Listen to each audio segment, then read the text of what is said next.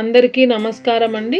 ఈరోజు వీడియోలో చొల్లంగి అమావాస్య ఎప్పుడు వస్తుంది, ఏ రోజున వస్తుంది, పూజా సమయం, ఈ అమావాస్య యొక్క విశిష్టత ఏమిటి అనే అన్ని విషయాలను తెలుసుకుందాం.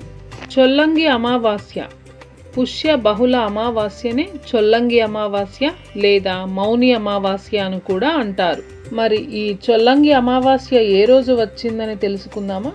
శ్రీ శోభకృత్ నామ సంవత్సరం ఉత్తరాయణం హేమంత ఋతువు పుష్యమాసం బహుళ అమావాస్య తిథి ప్రారంభం 9 ఫిబ్రవరి 2024 శుక్రవారం ఉదయం 7:49 నుండి ప్రారంభమై 10 ఫిబ్రవరి 2024 శనివారం తెల్లవారుజామున 5:46 వరకు ఉంటుంది.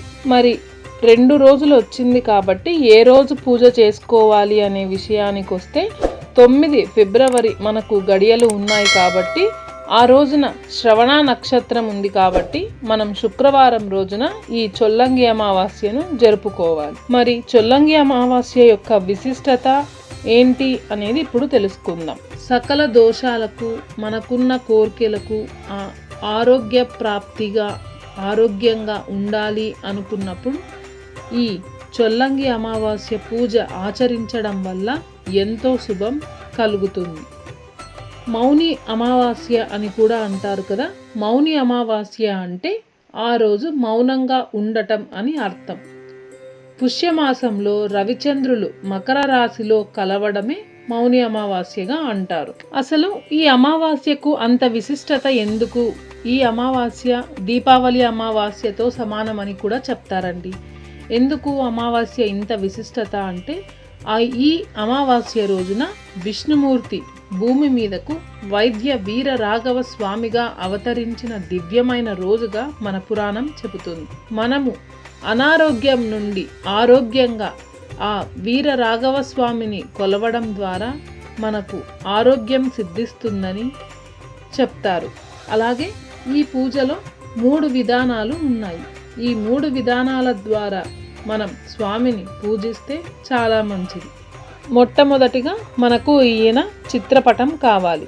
చిత్రపటం కోసం మనకి ఇక్కడ ఎక్కువ దొరకదు కాబట్టి ఇంటర్నెట్లో వైద్య వీరరాఘవ స్వామి ఫోటో అని సెర్చ్ చేసి ఆ స్వామి యొక్క చిత్రపటాన్ని ప్రింట్గా తీసుకొని మన పూజ రూమ్లో పెట్టుకొని ఆ తరువాత పూజ ప్రారంభించాలి. పూజ ప్రారంభించేటప్పుడు ముందుగా ఈ పూజకున్న విశిష్టత దీపం, ఆవునేతి దీపం. ఆ ఆవునేతి దీపం ఎలా వెలిగించుకోవాలని ఇప్పుడు చూద్దాం. ముందుగా బియ్యపిండి, చక్కెర రెండిటిని పొడిగా చేసుకోవాలి. బియ్యపిండి, చక్కెరలో యాలకులు కూడా వేసి పొడిగా మిశ్రమం చేసుకొని ఈ మూడిటిని కలిపి ఒక ప్లేట్లో ఆ పొడినంతా వేసి మధ్యలో కొంచెం గుంటగా చేసి ఆ గుంటలో పువ్వు ఒత్తి ఆవునేతితో తడిపి ఆ గుంటలో పెట్టి స్వామిని తలచుకొని మన సంకల్పించుకొని ఆయనకు దీపం వెలిగించాలి. ఈ దీపమే చాలా ముఖ్యమండి. మనకు ఈ పూజలో ఉన్న ముఖ్యమైన ఘట్టమే ఈ ఆవునేతి బియ్యపిండి దీపం. మనకు 3 విధానాలని చెప్పాం కదా. మొట్టమొదటి దీపం వెలిగించడం. రెండవ విధానం ఏమిటి అంటే చాలా అనారోగ్యంతో మన ఇంట్లో ఎవరైనా ఉన్నారు, వాళ్ళు ఆరోగ్యంగా ఉండాలి అని అనుకున్నప్పుడు ఒక వెండి కడియాన్ని చేయించాలండి. చిన్నదిగా లేదా పతలాగా ఉన్నదైనా సరే వెండిది ఒక కడియాన్ని చేయించి అది పూజలో ఆ స్వామి దగ్గర ఉంచి ఎవరికైతే ఆరోగ్యం బాగలేదో వారి పేరు ద్వారా సంకల్పించుకొని వారికి ఆరోగ్యం బాగైతే తిరువలూరు వచ్చి ఈ కడియం నీకు సమర్పించుకొని నిన్ను దర్శించుకుంటాను తండ్రి అని మనస్తృప్తిగా స్వామివారిని వేడుకోవాలి. ఇలా చేసి చాలామంది అనారోగ్యం నుంచి ఆరోగ్యంగా ఉన్నవాళ్ళు చాలామంది ఉన్నారండి. ఆ స్వామివారిని నమ్మి ఆయన మీద భక్తితో మీరు ఈ పూజను చేసుకోవాలని కోరుకుంటున్నాను. ఆ తరువాత 3rd స్టెప్ ఏంటి? ఈ 3rd స్టెప్ అంటే మనకు దగ్గరలో ఏదైనా నది కానీ బావి కానీ లేదా చెరువు ఉన్నప్పుడు అక్కడికి వెళ్ళి ఇంట్లో మనం ఎంతమంది ఉంటే అంతమంది మన పేరు చెప్పుకొని ఆ స్వామివారిని వీర రాఘవ స్వామిని తలుచుకొని ఒక్కొక్కరు ఒక్కొక్క బెల్లం ముక్క చొప్పున ఆ నీటిలో వెయ్యాలి. మా దగ్గర నదులు, బావులు, చెరువులు ఏవీ లేవండి అని అంటారు.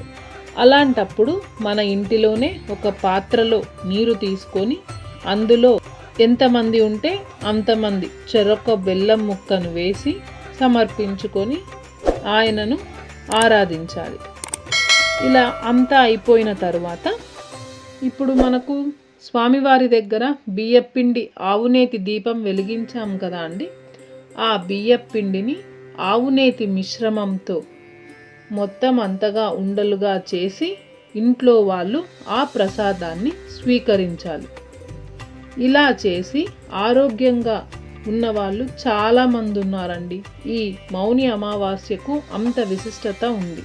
ఇంకా ఈ చొల్లంగి అమావాస్య రోజున నల్ల నువ్వుల లడ్డూలు, నల్ల నువ్వుల నూనె, ఏవైనా నల్లటి వస్త్రాలు పేదవారికి దానం చేయడం ద్వారా పితృదోషాలు అనేవి తొలగిపోతాయి. అలాగే పితృతర్పణలు కూడా వదులుకోవచ్చు. శనిగ్రహ బాధలు, తైలాభిషేకాలు, శనిని ఆరాధించడం ద్వారా ఈరోజు గ్రహ బాధలనేవి తగ్గుతాయని పురాణం చెబుతోంది. మరి చొల్లంగి అమావాస్య యొక్క విశిష్టత, పూజా విధానం అన్నీ విన్నారు కదండి. మీ అందరూ కూడా ఈ పూజ చేసుకొని ఆయురారోగ్యాలతో అందరూ చల్లగా ఉండాలని మనస్తృప్తిగా కోరుకుంటున్నామండి.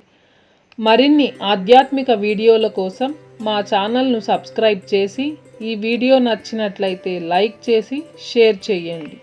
సర్వే జనో సుఖినో భవంతు. సర్వం ఈశ్వరార్పణమస్తు. స్వస్తి.